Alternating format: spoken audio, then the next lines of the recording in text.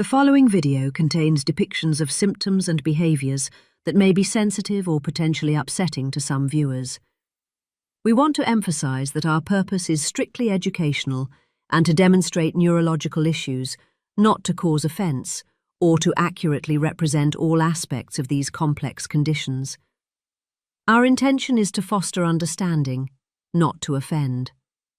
If you feel this material may be a trigger for you, please exercise caution or choose to skip this video. My name's Chaz Burns. I'm a writer, director and actor.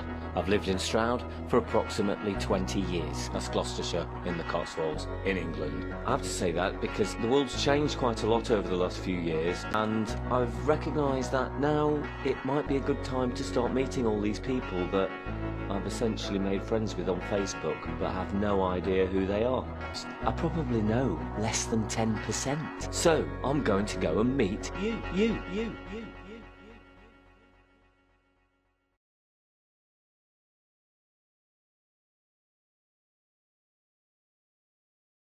I never knew it was Crimea because of the background was horrendous.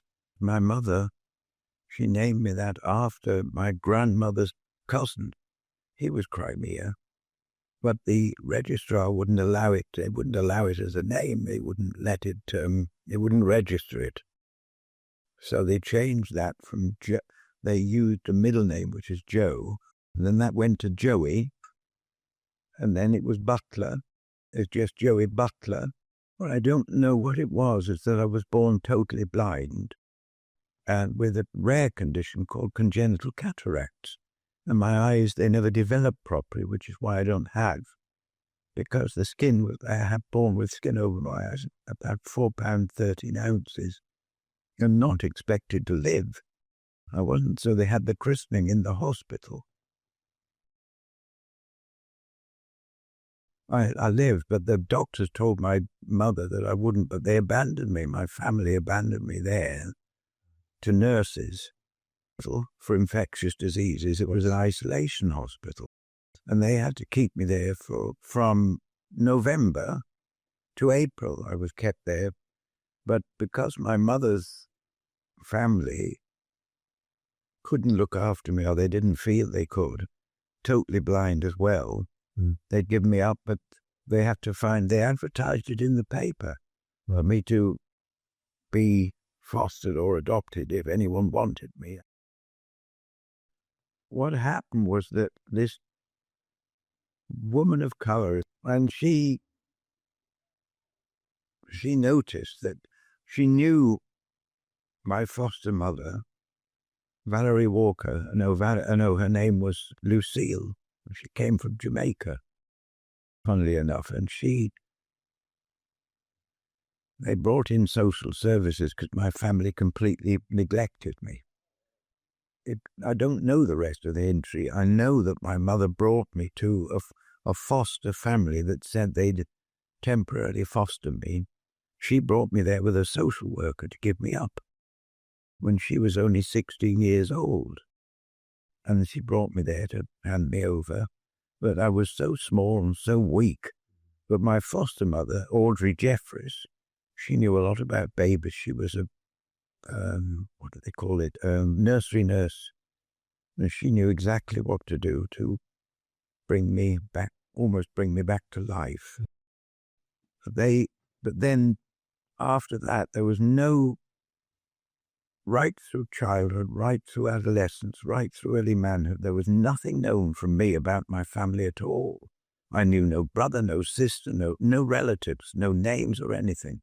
Nothing. Everything was kept. Everything was hidden. Even the name Crimea, they wouldn't allow it. They wouldn't allow me to have that name. The registrar wouldn't allow it. They wouldn't write it down as they said it's not a name. That's not really a name for a child. They wouldn't allow it. And that was it. Once she brought me to the house, once my mother had given me up, parted with me, that was it. My father was doing prison then. That's when he was in prison at the time of my birth. Gloucester, I think it was either Gloucester or Broadmoor, I'm not sure which one. They'd had an inquest, I'd expect, and they sent him there, either from Gloucester, then transferred to Broadmoor, but there was no... And then it said on the little bit of detail we had from social service, your mother's whereabouts was unknown. They must have been trying to get out of what they'd done. So it's all rather awful. The family, to start with, they were very, very supportive of this blind baby who needed all the attention, particularly Audrey and Bill. I was only supposed to go there for 2 weeks. I ended up being there for nearly 60 years. That's right. They said, Bill said, we'll keep him. We're keeping him. If it hadn't been for Audrey, I wouldn't have the little sight I have, because she fought to get me the bit of sight that I have, because several operations failed. They failed. And she said, look, he's blinking at the light, meaning me in the pram. And she said, well, just give him another try, one more go. And Dr. Freeman said, all right, I'll have another go. And that got me the sight, 5%, with nystagmus, moving eyes. But that was good, because that was from being totally blind as a baby, which I don't remember. But I do remember having a patch on my eyes. I think I remember that, and I remember the glasses and what it was like to see, which is wonderful. I'm fascinated with everything I was. But the identity of the family was completely covered up. Everything was hidden completely, right down to the name. It said original name Crimea, but changed too. I always liked listening to the radio, I always liked hearing the music. But I could feel the pain behind some of the singing very, very deeply. I could really, really tune into that, seriously. And some of the songs that you used to hear, my foster brother used to blare one of the songs by the Beatles. This was by primary school time. Just jumping ahead a little bit, but I can remember he used to blare one of the Beatles songs, I'm really down on the ground. They scream in that, and it really used to upset me. I hated them. I used to say to him, why are they screaming? They sound so upset. And it used to upset me so much and make me feel very apprehensive. Whereas other songs you would hear would have completely the opposite effect. And I used to harmonize with my voice with some of these ballads. As a very little one, I can remember doing that. That was a lot later. The childhood was not particularly happy, because when Tourette's developed, which was about 5 or 6, I was very, very hyperactive. I needed a lot of supervision. I couldn't, It was very difficult for Audrey, because the obsessive nature there was Tourette's, OCD, ADD, ADHD, and blindness, So it must be very difficult for the family, because I was so demanding and difficult, and, a lot of temper tantrums, an awful lot. But what I really loved as a child, and I still love them, old vending machines. They had one on a shop not far away from here, and it was an old Milky Way machine that you put a threepenny piece in, and eventually my neighbours managed to get this for me, and that was lovely. Oh, God, that calmed me down. And, it actually, the machine, when you put the money in, it went dilot tick a boom, and then the little knob at the side went dick dick kalark, dilot tick a boom, dick dick kalark. No, but it said dick dick kalark. The money said that as it dropped down into the dilot tick a boom. That was it going down. Isn't it a weird word? Dilot tick a boom, dick dick kalark. And I had a name for the little outlet. That was called the booker. Yeah. And the little parts that you could feel just, you couldn't get the chocolate out, but you could feel the little parts that turned the chocolate. I used to call those the stupors. And there was another part I called the stropper carter. I had all different names for these bloody... It was honestly so weird. But I was round about 8 or 9 when she got back, and I was at a horrible school in Bridgend. But at primary school, they couldn't cope in the second year with me. They reported me as being the most difficult child in the school. No, I didn't. I used to come home wishing I was someone else. It was as bad as that. I really did. It was difficult because I wanted to be like the other children. I would have been 7, and I felt different. But the bullying was very great because of the difference. That had been a feature right through my life. Tense bullying. Because with that, with Tourette's and what else there was such a vulnerability. Feeling that awful bloody feeling of vulnerability is just a horrible feeling. It really is. And I wanted to learn. And I couldn't take in the information. I wanted to. I didn't want to be messing about as I was. I just was on another level in my head, which I couldn't even explain. I can remember once, this is one time I really can remember at primary school. We were in the classroom and the teacher, she hadn't come in yet. And I was making these screeching sounds like a monkey. I can't do it now because it's not coming as a tick.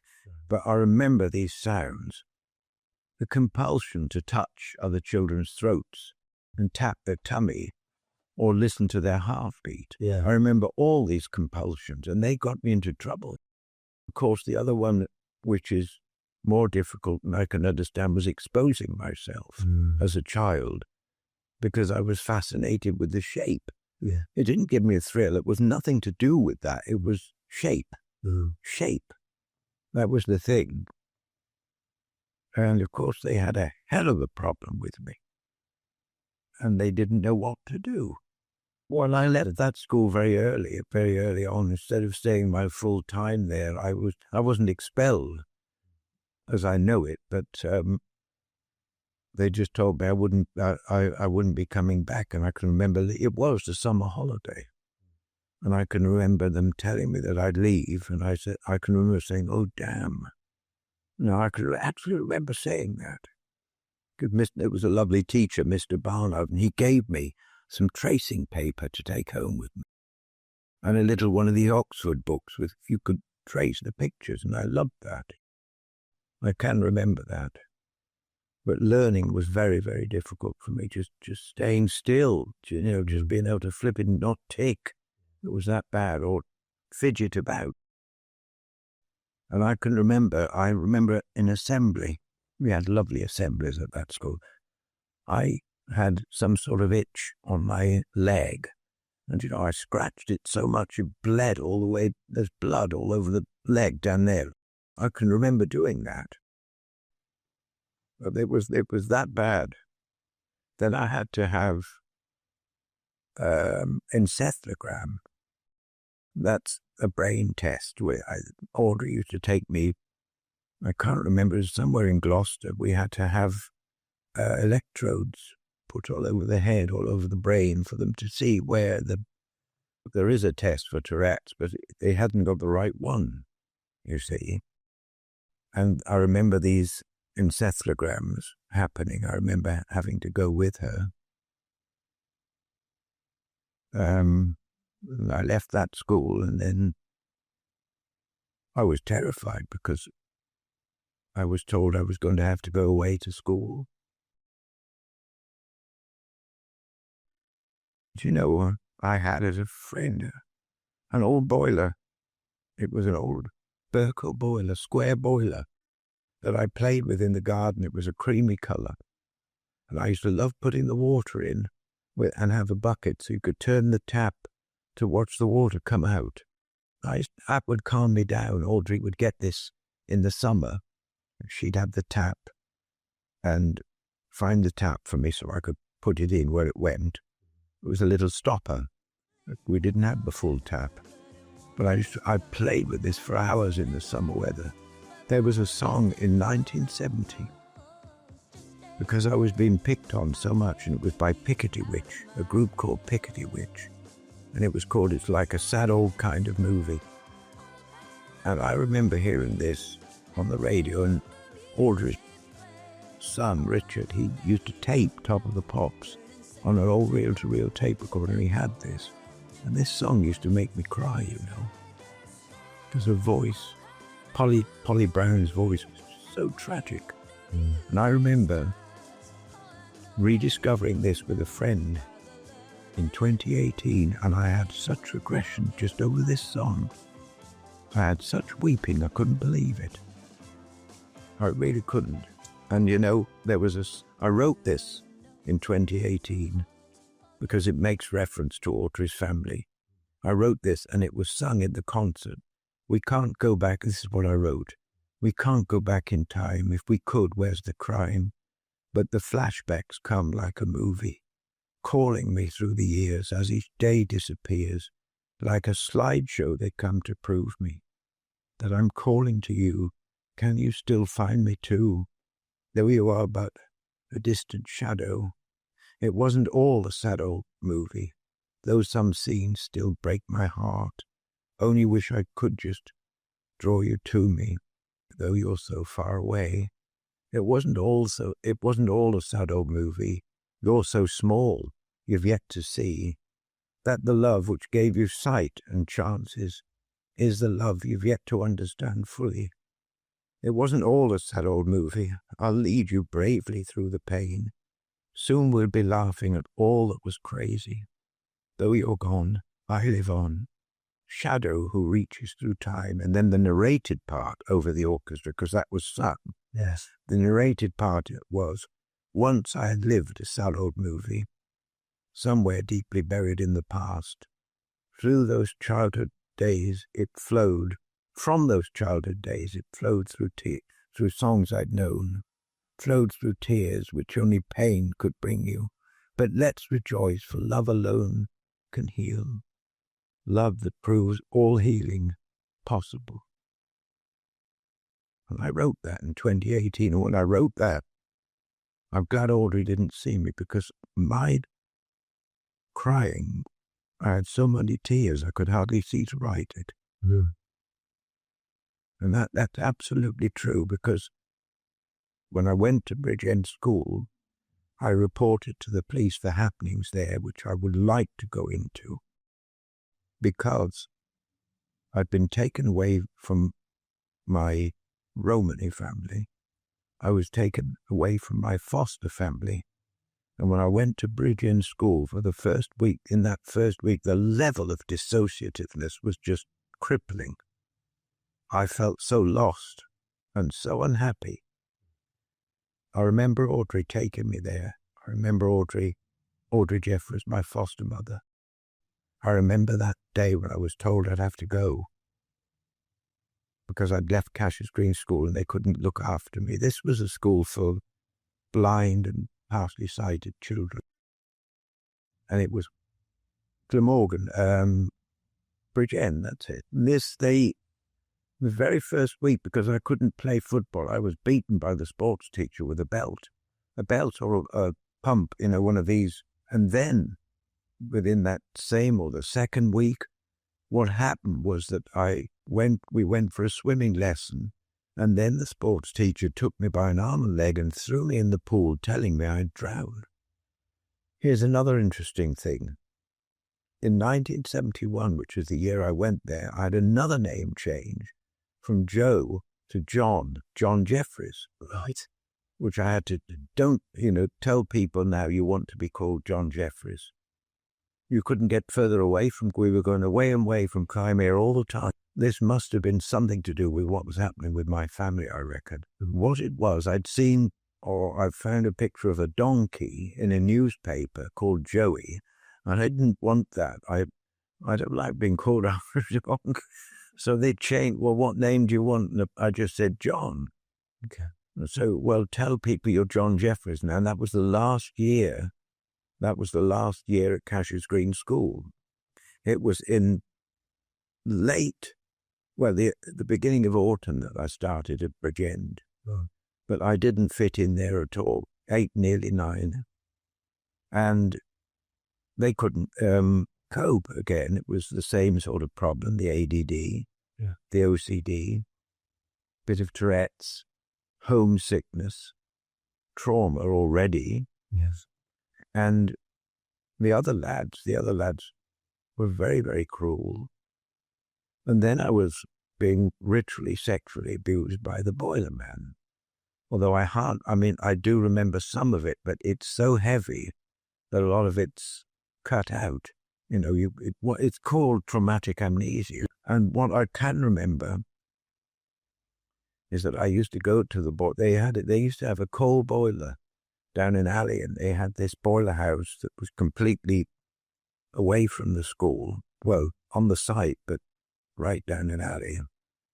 And he used to fiddle about with me, and he put a cigarette on my chest when he thought I was going to tell anybody what had happened. He put that on like that. And I wasn't allowed to tell anyone. It gets a lot worse. But you see, that in those days, my obsession with vending machines becomes even stronger because they're a reminder of home. In those days, and even then, I knew nothing about my family. I didn't know I came from a Romany family. That was never mentioned. What I was told is, we rescued you, we chose you. We rescued you. I didn't even want to ask about my mother because I thought, she doesn't want me. What? I didn't know I knew nothing. Do you know what I really loved on that building? They had a lovely reproduction wooden clock tower. And it was four-faced, and it chimed the very delicate Westminster chimes. It wasn't that loud, Right. but it was a lovely clock, and that was the sort of focus. But life there for me was horrendous because, and I've tried to mention this, I told the police in 2018, I decided to make it very clear what had happened to me. The ritual sexual abuse, which I think other lads must have had this as well. The only thing was, and this is important, that we were left one evening, and it was the evening after my birthday, 21st of November, I was born. And it happened the day after, which was a Monday, that we had to supervise our own bath. We were left in the bathroom, and we were registered blind and partially sighted children. And there were three of us in the bathroom, I think three. Two of them were jollying about.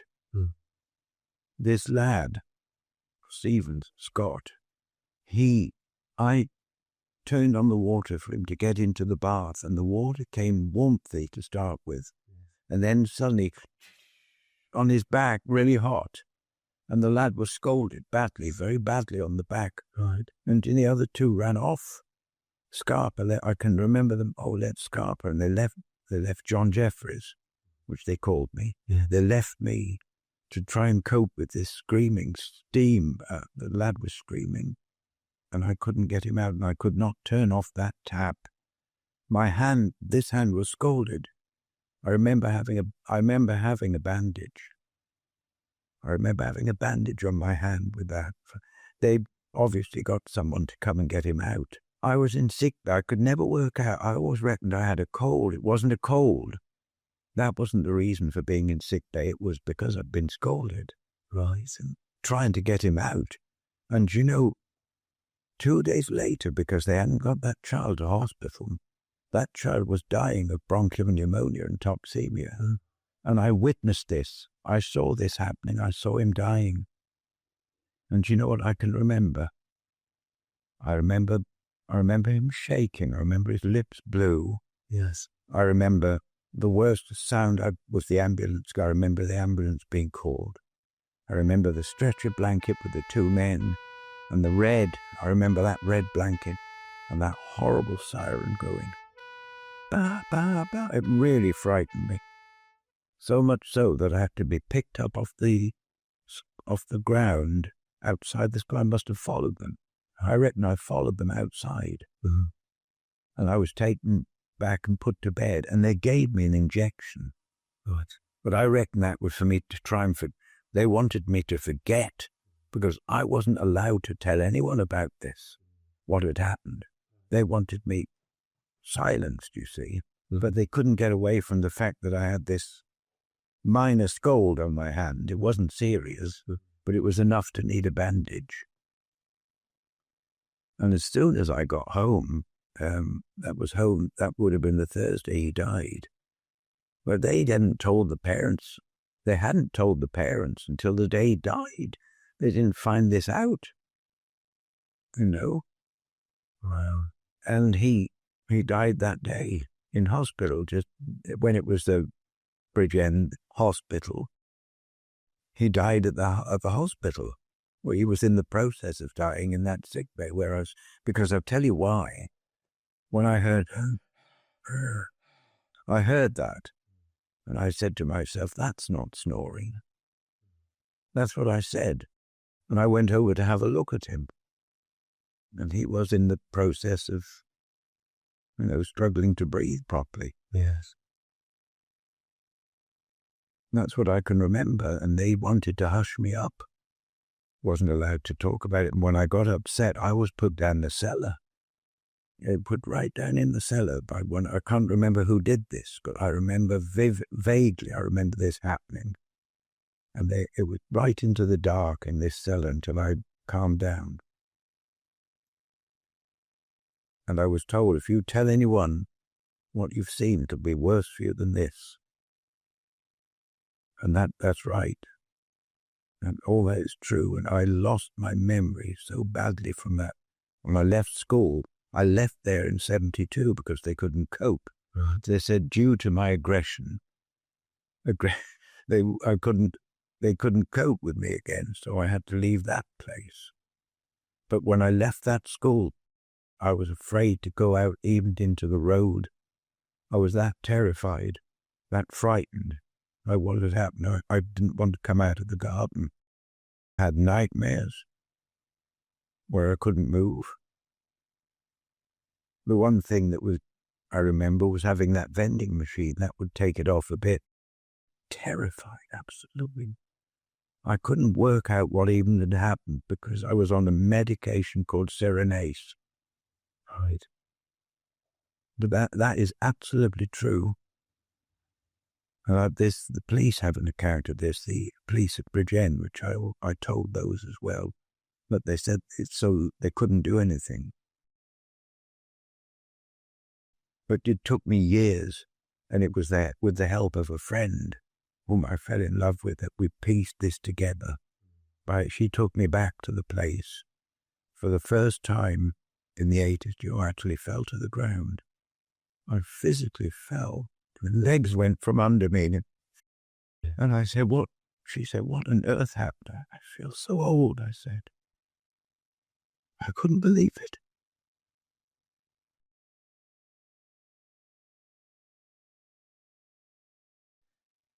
And it was like Borstal.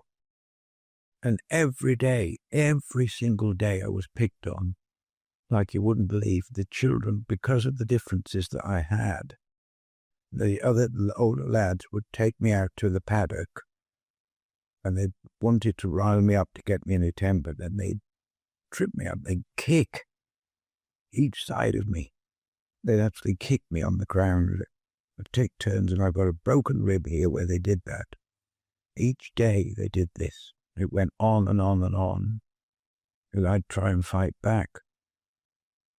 But that was again the school for children from very traumatized families, I didn't even fit in there. I can remember near Christmas, I had a fairly good singing voice at that time, and I would have been nearly 10 or 11. The teacher, Mr. Evans, I was afraid to sing, and he said, come out here, John Jeffers. And he took an open-bladed Stanley knife and he went, sing with this knife. And you could see the blade at the front, and so I tremulously sang this in the bleak midwinter. I can remember that. And they used to wee on me, some of the other pupils, and sexually abused me. There were one or two lads that did that. And I didn't know. I didn't understand because of, as a child, very severe. It's a deficit, what's it called? Sensory deficit disorder. I had badly then as well.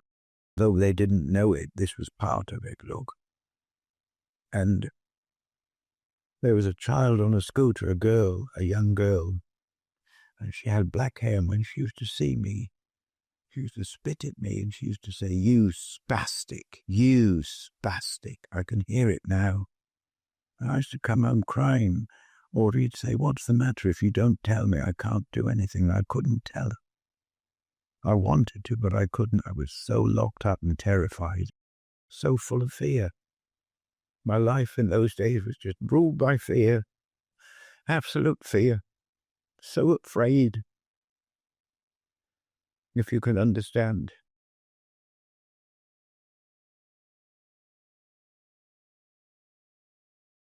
When I was playing with my toys, I used to love to play with shoots of marbles that you'd have these, that you could build them, and they were like shoots with holes, and it was square, and the marbles, and I used to use that for water, with a little thing to catch it. I'd put, not very much, but I used to do that, and it used to look lovely, and that would sort of dissociate me a bit, but always in the back of my mind, oh God, I've got to go back there again tomorrow. Fear. And a lot of these dreams where I couldn't move. I used to have a lot of those, and terrified of ambulances and the colour red. Yeah. And I didn't know why, because all that had blanked out. I didn't even know why I was afraid. I only knew that when I heard them, I'm absolutely petrified. Apparently, I don't even remember any of this, but I've been tested psychologically, and in the report they said she could think of no school that would take John as he is, and we do not know why he is as he is. Well, that's honest. At least that's some. But the place where they sent me, not leave, and I couldn't. I was told I was going to have to go away again. I thought, oh God, no, not again. Please, not again. This time, it was out of the county, and it was a place called Borough Court Hospital. It was near Reading, Caversham. I was part of a huge campus. They had an old-fashioned psychiatric hospital. Where we were was a modern building, the Mary Sheridan unit. Right. For blind disturbed. It said, I actually have a picture of me with the plaque. I've got it somewhere. The Mary Sheridan unit for blind disturbed children. That was on this slate plaque just outside this flat-roofed building. Horrible building. And I can remember my foster mother taking me. It was dark. And when I went in there, I thought, will these children pick on me again? They would not have been able to pick on me even if they'd wanted to. They were that far gone with disability. You wouldn't have believed to see how these children were. All of them had sight difficulties, obviously. Some of them were lying on the floor, making noises. Some of them in wet nappies. A child with a head restrainer, screaming. What the hell have I come to? I don't understand this. And I remember Audrey leaving me because she brought, her mother came with her as well. Alice Chadwick was Audrey's mother. And she stayed a week in another part of there was a mansion above where we were, just over the way. You could see it from the unit. If you looked through one part, you could actually see this red brick mansion, and they were staying there for a week. They were allowed to stay. And I remember being so upset that I tried to kick the door. They locked me in my room. Right. Because I was so upset. In that room, and I promise you this is right, there were cockroaches on the floor and in the sheets. They had actually cockroaches in there. And that was like a little cell. And the staff, a lot of the staff were from different countries, and they hadn't the training They just got them in as helpers. Yes. They could get some money doing this. There were some English people there. But again, it was horrible because I had no friends, no one coming to visit me, just left abandoned. But you see, the whole thing was that Audrey had fostered me, not adopted. She had no parental rights. See, she couldn't stop this happening. She wasn't allowed. If she was told that if she intervened, they'd take me away from her. She told me that.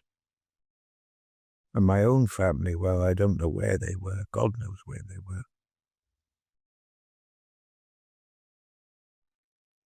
Eventually I left there. Then where did they put me? Another place like Parklands, Cam House School, near Dursley, Drake Lane. And this was another sort of more bullying again, more sexual maltreatment. Of course, they didn't cater for the sight disability. They didn't know much about that then. Right. But during that time, what happened was that I got peritonitis, a burst appendix, and I could have died if I hadn't. My Audrey had only gone out shopping, and I wasn't very well. I had to go to my neighbour, and she said, "Oh, you look as white as a ghost." And fortunately, Audrey came back, and they quickly got me to hospital. And I'd never been in so much pain. I couldn't walk. No. I had to be carried. And they quickly got me to hospital. And within that same week, I think probably a week there, not long, I was out and running about again. Because I was so healthy. And it was a lovely summer that year. The weather was lovely. And I went to Cam House School, which wasn't very great, more bullying, more of the same. Mm. Then I was told that was a promise. You'll never have to go away again. You'll never have to leave Gloucestershire again. You won't have to go out of the county. Then a placement came. They decided they broke a promise. I'd have to go away again. And this time it was to Coventry, a school in Coventry. They'd first thought, we'll send him to a school in Devon, in Exeter. Whitson Head. Well, they wouldn't have me there. Thank God, I'm glad they didn't have me. I'm very glad I'll never have come home from there. No. And that was a horrible place anyway. But I ended up at this school in Coventry, Exhall Grange School. It was in the village of Exhall. Right. Which was in those days a lovely sort of very rural village, rural part of Coventry. Again, I was the new boy that didn't fit in because of all my compulsions, tics, odd behaviour, which is what I had. But I became fascinated with the loos there because of the certain sounds they made. And I'd always thought, I want a loo that makes that lovely glugging sound after flushing. And I found one on the top corridor, and I know what the condition is now. It's called objectophilia. And this is what I have. And I fell in love with this. Was one from that school. That loo in there comes from Exhall Grange School. Not stolen. That comes from Exhall Grange School. I'll tell you briefly, there was a reunion. And even before that, I was trying to find a loo exactly like that. We couldn't find anything like it. There was nothing. No one had even heard of them. I tried people that were bathroom agents, all these people with older loos. They'd never heard of that shape. They'd never come across it. It is from Royal Dalton's Vending range, and they're quite rare now. I've had that confirmed that they are rare because there weren't that many made. It was a difficult shape to make. Yes. But what I was saying is they had a reunion and I went back to school. Some friends took me. And I was searching round and we found one. There was still one. Amazing. Or two that hadn't been taken out. Unfortunately, one I was in love with was taken out, and I hadn't got that because I wanted to record it, you see. So I had something to enjoy.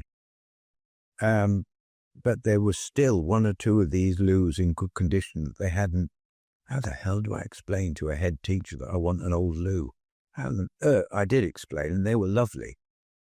They weren't, but in my time at the school was virtually run in the 70s on military lines. It was run, and everything was very, very martial. We had to line up to a bell in the corridor, and I was in Lancaster House, all boys. The girls were in different apartments, different houses, obviously. But I was in Lancaster. I had Lancaster, Canterbury, Windsor and Warwick. That were the names of the houses for the boys.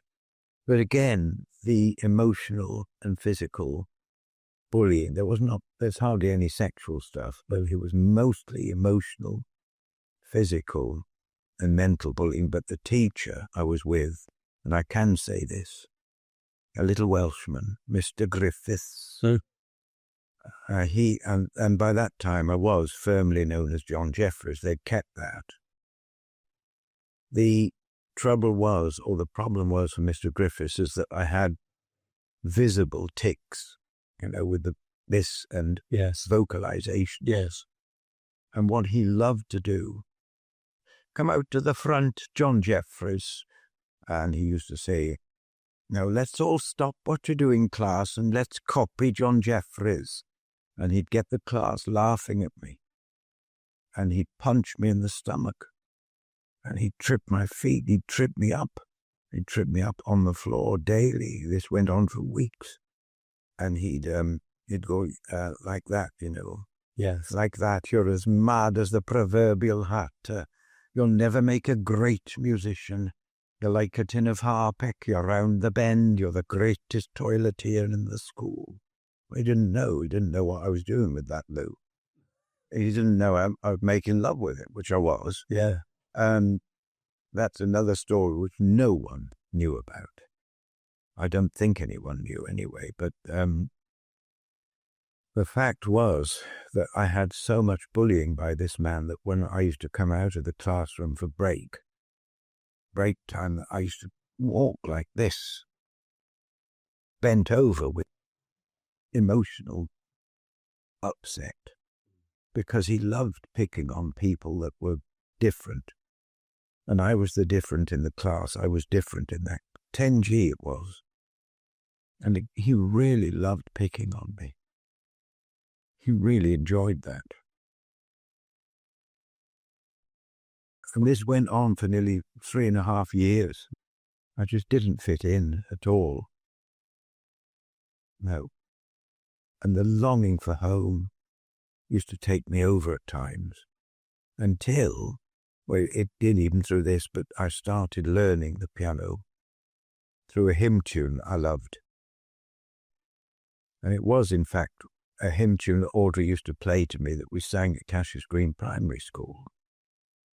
And she was sitting there. She used to play hymns for me when I came home for a weekend on that very piano. And Audrey, my foster mother, and she said she turned the page, and the phone went. The phone rang. She got up to answer the phone. The page flipped over from the updraft of air, of your body getting up. The page shifted over to this hymn, and she came back. Oh, do you know this one? And she started to play it. My faith, it is an oaken staff. And then I thought, Cassius Green School. I shouldn't be going. I should be at Cassius Green. I shouldn't be going away from home. I want to be back home. And I remember it became a tradition that when the Red Cross people came to take me back to school, they used to have these volunteer drivers that would come and pick me up and take me back to the school. Audrey used to play this, and I'll play it to you. I used to cry to this before I went off because I knew what I was going back to. It was this.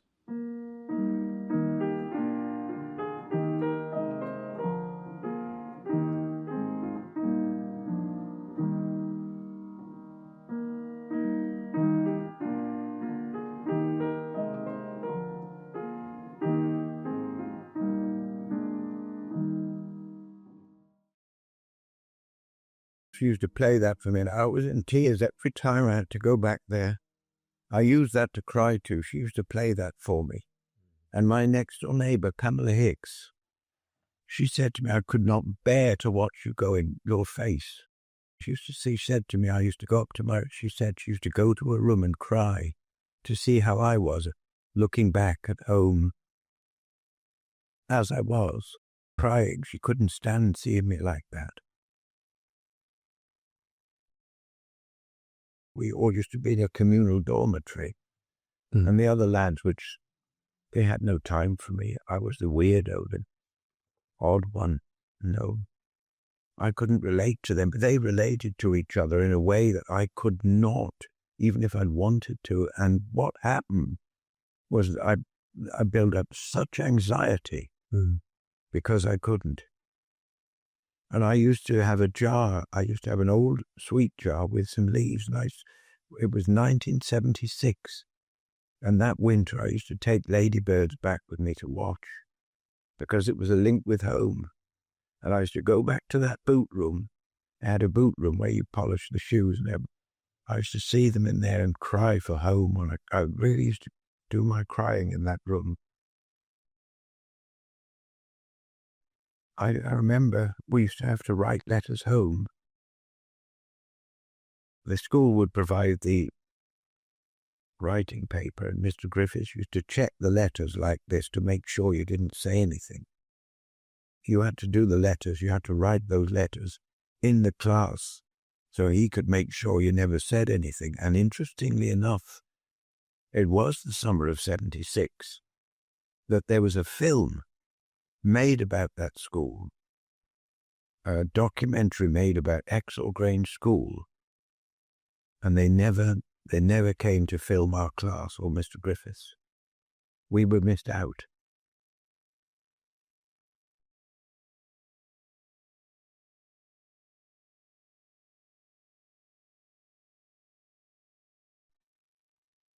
The other thing was that at the weekends, because I was resident there, sometimes spent 2 weeks there, then went home again. We had to go and play up on the field in whatever weather it was. We were shoved out on the field, on the playing field, and that the northerly wind came on that field in those days. It was so cold when that, it came straight across that great big field, huge field it was.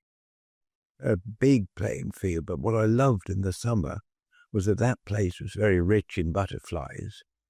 And you could go along at the back of the school. There was a lane called Blackberry Lane, and they had nettle and bramble, all the wildflowers that butterflies would have loved. I loved that. That was very beautiful. But we had lovely assemblies with these hymns. And one good thing was that I liked the headmaster, Mr. George Marshall. Geordie he was. And I remember he wanted to borrow my hymn book. And they made their own school book with huge print so we could see it. And they put the Oakenstaff, that hymn, he put that. And it was funny because you might know this tune, and Mr. Griffiths had to play it. He made Mr. Griffiths play it. And we sang this, and that was like a victory for me. I felt, my goodness, we've got this in the hymn book. Because it wasn't in our hymn book. He put it in. Number 30 it was. I can remember. We sang that hymn there. And it was a Church of England school. This wasn't, wasn't that type of hymn. When they put that in, he put it in. And he was strict, but he was fair. Not like Mr. Griffiths, who was just very, very cruel and nasty. He was, Mr. Marshall, George Marshall, was just strict but fair, I left in 1979, and I would have been about 16 years old. I said I wanted to do piano tuning. The reason was because round here, when we got our piano tuned by a local tuner, Mr. Batt, totally blind, and he was a very, very accurate tuner. His work was splendid. And I said to him, could I record you? On this I had a Sanyo tape recorder at the time, just a portable thing, and a cassette. He said, certainly, he didn't mind at all. My neighbour suggested, why didn't I do piano tuning? Someone from Bentley's actually gave me a tuning tool, a tuning lever. I wasn't supposed to have that because I wasn't qualified. But it came. I went to Queen Alexandra College for the Blind, Birmingham. And I remember the day before that was such a lovely day, and all the butterflies were about, and I was catching them to look at and releasing them. Little cabbage whites. I remember that, but I remember how frightened I was again to have to go away to Birmingham. And, again, the same treatment. Same, this time from the students. And what I remember is one of the students, a lot older than me, raped me twice, from the back. And I couldn't tell anyone, or no one would listen to me. The staff really hadn't time for me because of how I was, because of the difference in behavior. And there was an old piano in the gymnasium right away from everybody. I started untrained tuning practice, and Mr. Sampson, he was the light engineering teacher. He'd come in, "You're not tuning that," and he'd slam the lid down. I would walk away, tears in my eyes. I remember when Audrey first left me there, she took them, we said goodbye. I went into the canteen, and I think it was mashed potato and something, and I sat at the wrong table. And the student said, "You can't sit there, you can't get up, you can't sit." "Why can't I sit there? I'm sitting there." You know what he did? He took me and he ripped the shirt and threatened me with a table knife. So he ripped this.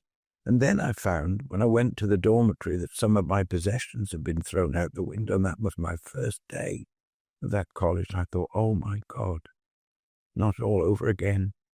Please, not all over again. And I was so unhappy, so unhappy.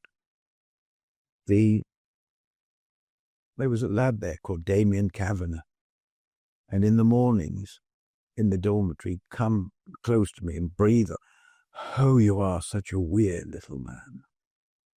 He'd do that to me. "You're such a weird little man."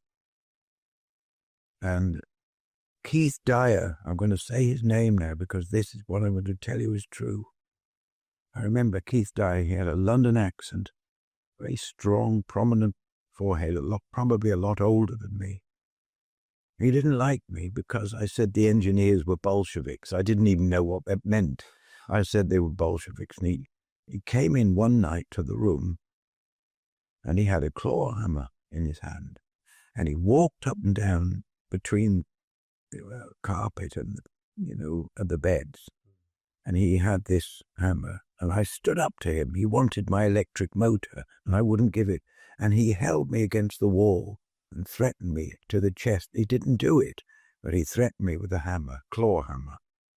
He had this, I can see it now. In those days, I didn't know fear as I would do now, but because I could be quite combative, but he did this. "I know all about you. I've seen." He knew nothing at all. He was bluffing, of course, but he did this. He came into the room and he threatened me with this claw hammer. Now, that's quite serious. Yes. So what did I do? Who did I turn to? Who was there to turn? They wouldn't believe me when I said I wanted to do piano tuning. I was not taken seriously. The only one that was friendly there was a lovely Welsh woodwork teacher called Mr. Bannister. Lovely man, very, very, he could do marquetry. Really gifted, really a first-class carpenter, and he was lovely to me. I don't even know the time I was there. It can't have been that long, but there was no time for me there. There was no time because, again, more sexual abuse, again, more bloody bullying, incredible bullying again, and not being taken seriously by the staff, because things were like that in those days. no one to turn to. I was looking for another loo that made the same sound as that one. It's really missing my loo at school. It's really missing that, missing the fun I had with that. Really missing that greatly. And there was a program about these people. They fall in love with their cars. They have, they find the car sexy or a toaster or whatever it is. Anything, but it's an object. But I was missing the shape, missing the sound of it. Queen Alexandra College. There was no encouragement. I was just a no-hoper. Treated as a no-hoper, completely treated as a no-hoper. And so in the end, I think I just left. I think I said, I've had enough of this.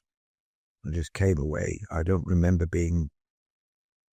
because I was 16, I could do that. But I don't remember anything that was just too traumatic again. About this time, that Paul Miller, a friend from Exhall that I'd made, sent me a recording of Mike Batt's album Schizophonia, which had Inshallah and a song called The Railway Hotel. Little did I know how Inshallah was going to influence me. Little did I know. Little, that comes later. I leave that college. I decide to go and that I'd had enough. And I said to Audrey, I said, could you... And I rang her up, tearfully, can I come home, please? Can't you come and take... Oh, I can't do that, she said. I just don't remember the rest of the detail. It's all so dissociative.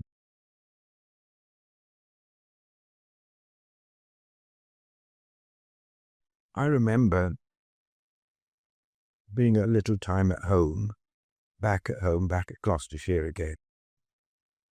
I also remember that there was a placement for Hereford, and this is a good college, the Royal National College for the Blind, Hereford.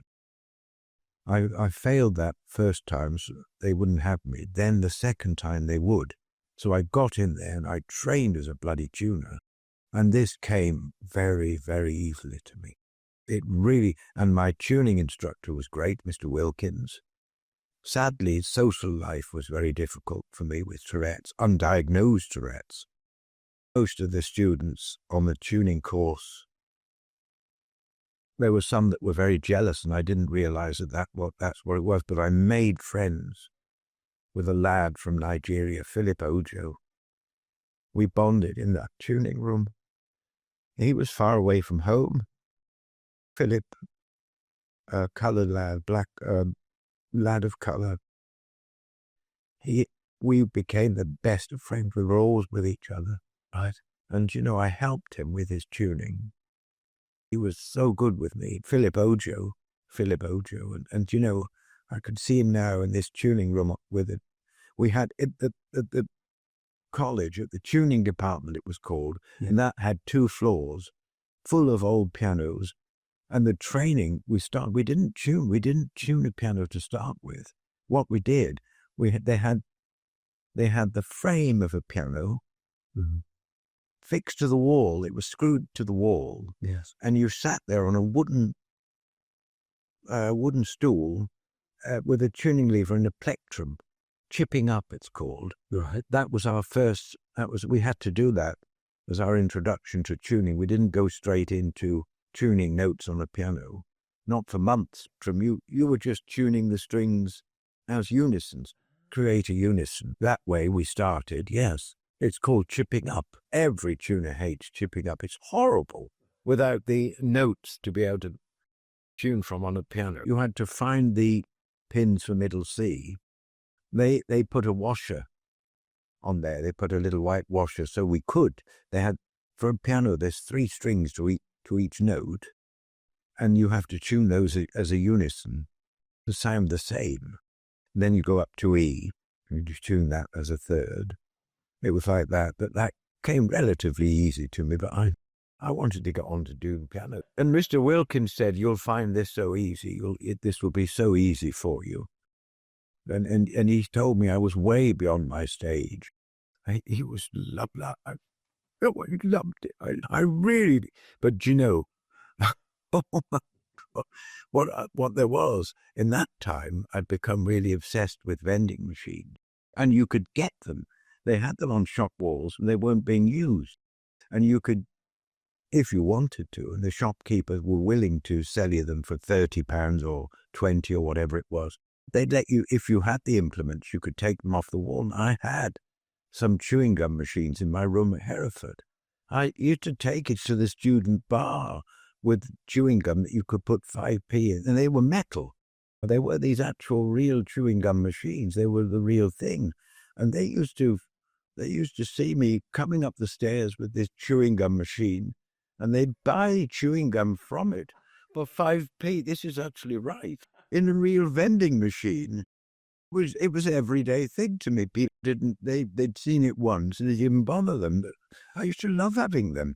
And then the biggest joy was, it was 1982 and June, and there was a shop in Hereford, right down in the town, past the bus station, and they had a whole wall of all these old machines that weren't being used. And I said to the shopkeeper there, please, please, please, could I have this? It was a Fu Manchu bubblegum machine. It was lovely, really lovely.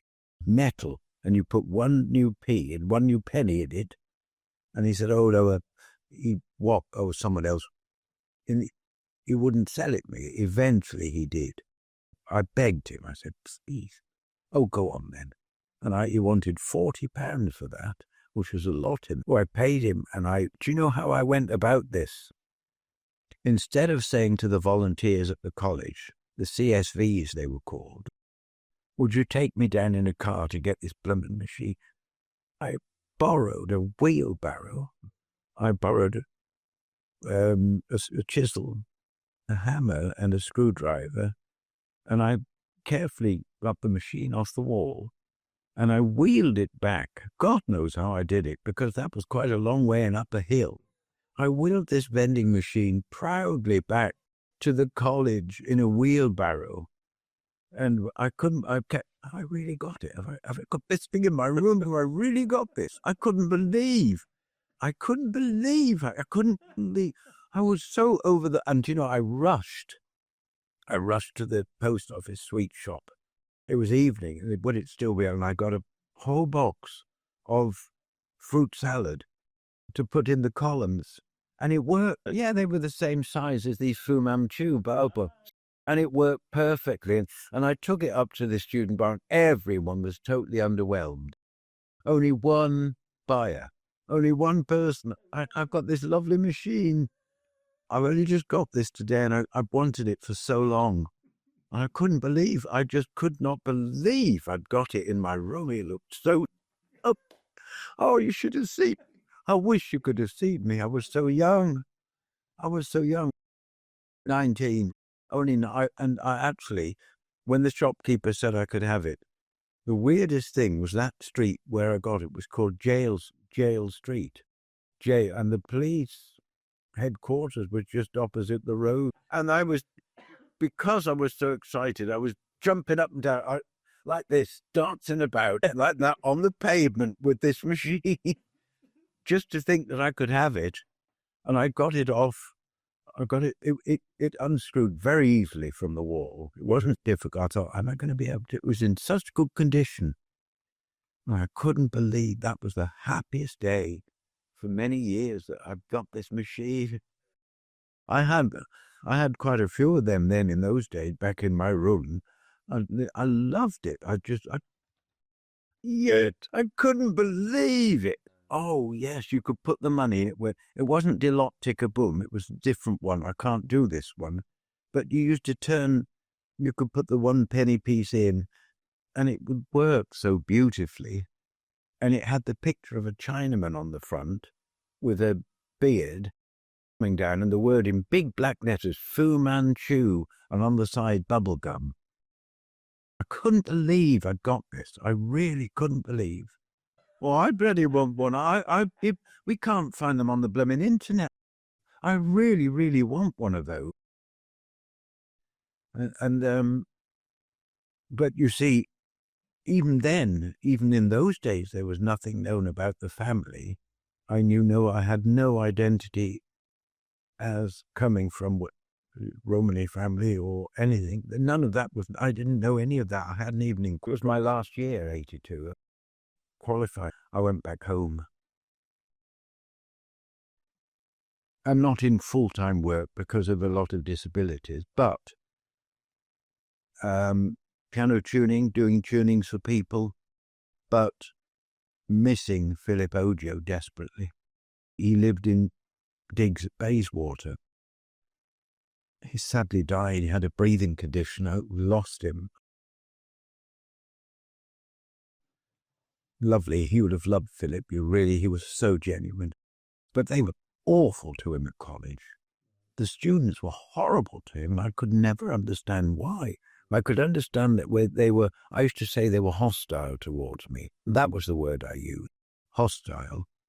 Because of my differences. And I did used to get into bits of scrapes, as young people do.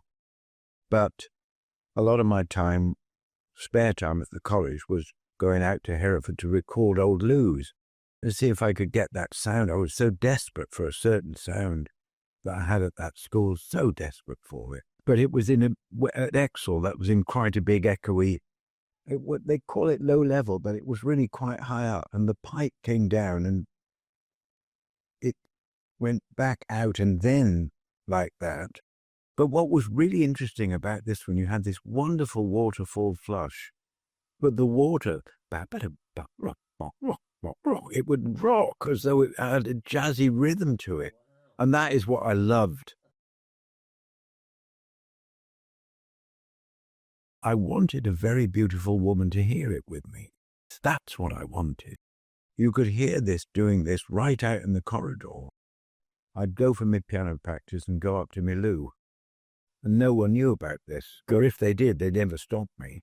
Because I was so gone on that sound. Really gone on it. It was a poem. It all happened with a poem that I'd written in the Randwick Runner, which was a magazine that Neil Morrison, the Vicar of Randwick, published. He was alive then, a fine musician. And this German lady, Ute Wilkinson, she said, I'd read this and they put it in. I want to meet this. Can I meet this man? And she took to me immediately. And it was there we began going back to these, because all the memory of that trauma that I've explained, a lot of it had hidden. And she began taking me back to different places, what she called a trauma debriefing. First we went back to, where was the first one? We didn't do it in order, but we went back to look at Hereford. And then she took me to Bridgend, and it was at Bridgend School that she said, what on earth happened? We had to go back there several times. And she said, what about finding your family, your mother? And it was Ute that she asked me to write a note giving her permission to research my background, as much as she could, because she had family. But we'd fallen in love. And she was a lot older than me, and she lived in Manchester. I used to go and visit. Then she moved about a lot. But she was a very eccentric character, but she was the first one that recognized Tourette's in me. It wasn't her that diagnosed me, but she recognized what it was. When she took me back to Exel, I went back with Ute, went back with a lovely JVC portable radio cassette recorder, very high quality it was. And I thought, if my Lou's still there, what do I find when they'd changed it? I was so disappointed. Really? No bocking, no jazzy rhythmic sound. That had gone. That had all gone, and I was so sad. It's gone. I missed it. But this was quite a bit further on in the 80s. And what about finding your family? Where did we start? Because I know your mother lived in a caravan. You'd have had no education. I doubt whether you'd have been alive. That's all I knew. Where do you begin with that? Well, where were you? She said, were you at hospital? I said, I was transferred to Over Hospital. So we went to Over Hospital. And there was a nurse that remembered me as a baby. Said I was like a little bird, that small. Uta went round to Audrey's mother, Alice Chadwick, and was prompting Alice. And Alice came out, they called him Crimea. But she said it was all in the papers. And Alice said, I can't tell you anymore. I don't want to tell you anymore. Uta was trying to get information from Audrey. She was elderly, of course. She used to make my meals for me. I used to go round there to have some chips and some egg with her. She used to make this for me when I couldn't cook or do anything like that in those days, but she made this. But Uta was questioning. I went back to Audrey and I said, was my name Crimea? And she said, who told you that? She was so cold, so cross, so angry. Who told you that? Who told you? She said, I'd never heard such coldness in her voice. And she said, that bloody Uta, she said, if there's one woman I really hate, I hate that woman, she said. I can remember there was real hostility against me finding, and you know what? All Audrey's family turned against me. All her relatives would have nothing to do with me. I never received anything for birthdays or anything. They completely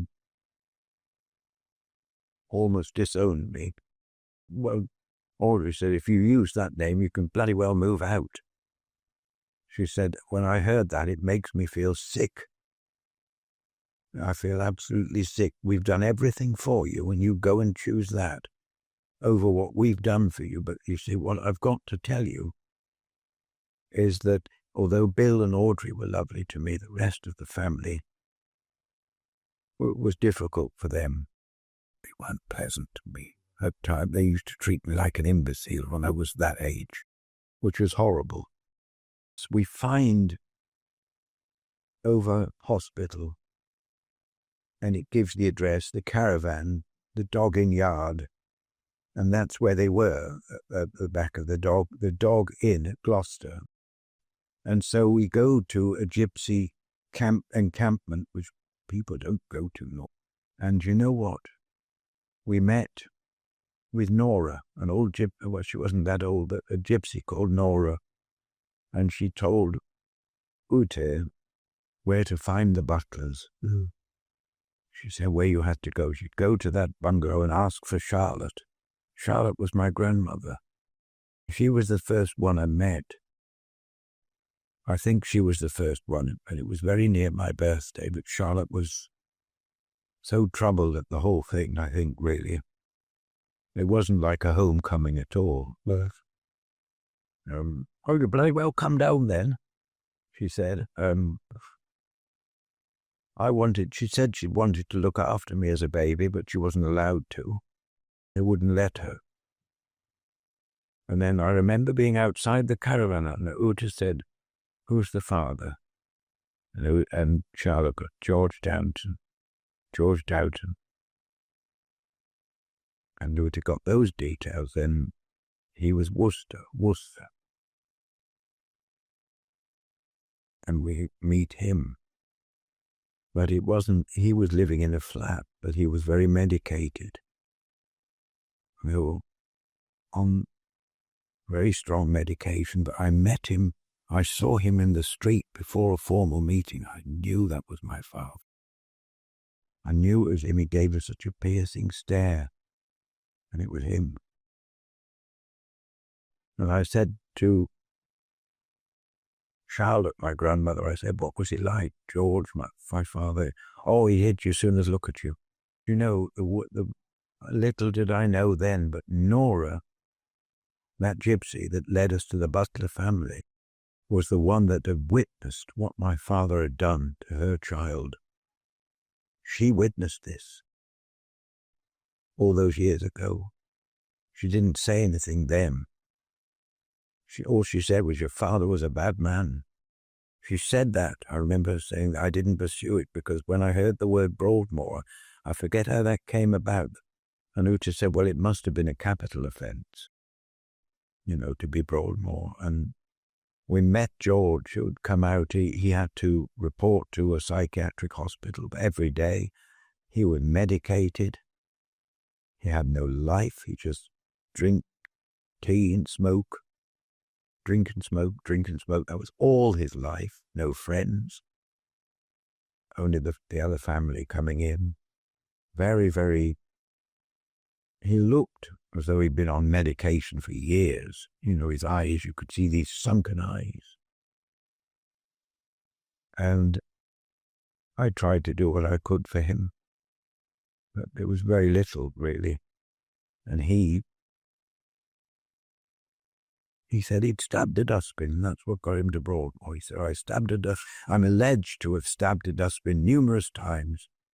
That's why I went to Broadmoor. On faked evidence. They faked it up, son. That's why I got... That was his voice. He used to go, 124 means war, son. Work of Satan the devil. That was his voice. That was how he used to talk. From smoking. So much smoking.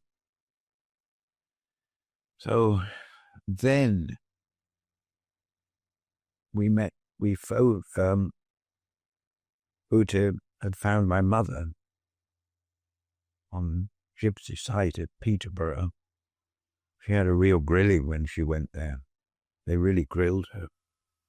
Eventually, I had a phone call, first of all, from my mother, and my mother said to me, "Can you run? Can you walk?" Because she was told I'd never run or walk. "Yes, I can." She said, she said, "Crimea, I'm a pure Romany gypsy." I remember her saying that to me. And we met at Uta's house. But she brought her, she said, "I hope you'll never tell your father where I am, because I'm afraid of him catching up and killing me." And he swore to kill me because I took another man. He said, "Please promise me you won't tell him where I am." So I never did. But I wouldn't believe that. I found it sounds too dramatic. But I said to her, "Do you know what I can see?" I told Lily, her name was Lily Butler. In my mind, I could see all this broken glass and this blood. "Oh my God," she said, "you're psychic." She said, "You're psychic." Well, she brought her aunt, she brought her sister with her, Lucy Butler. And who to put them up? Social services were not keen that this should happen. Well, but I know why now. Because they wanted this hidden. She'd done a lot of research. And she'd said to me in German, "Die Tränen waschen die Seele, the tears wash the soul." And we had our ups and downs because she had OCD. She had quite severe OCD. I don't think she didn't have Tourette's, but she was very, very neurologically aware. Goodness me, she was. Uta sadly had cancer, and we lost her after 12 years' battle with it. We lost her to that.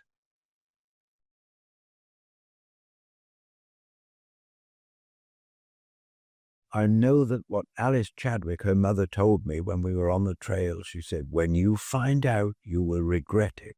You will never, ever understand how much Audrey loved you." She said that, and I didn't know what she meant. "You will never understand how much she loved you. And if you find out, you will regret it."